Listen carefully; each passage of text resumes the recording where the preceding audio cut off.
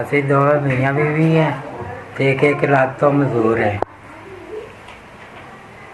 ਕੋਚੀਆਂ ਦਾ काम करना जी। मेरी बीवी बाहर किसी का गोया छाप रही है। 5 साढ़े बच्चे है जी। छत साड़ी सारी टुटी पई है जी।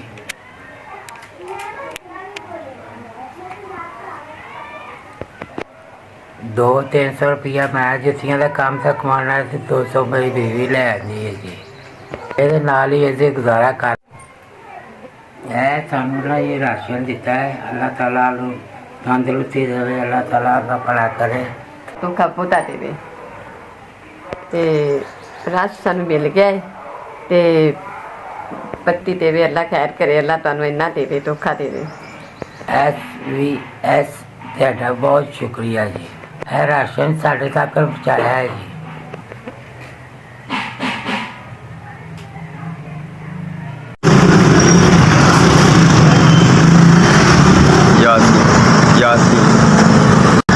ਇੱਥੇ ਹੀ ਲਾਹੌਰੀ ਮੰਡੀ ਕੁੜੀਆਂ 4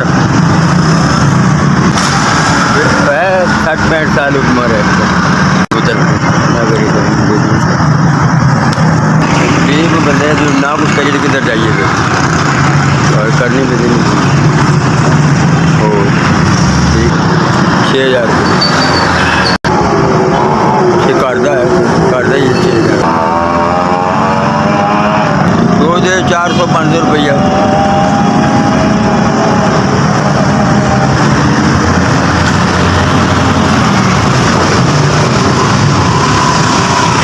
भला हो मेरे वास्ते राशन भेजा तुझे, मेहरबानी थोड़ी, बड़े राशन भेजा तुझे, बड़ी मेहरबानी। SVS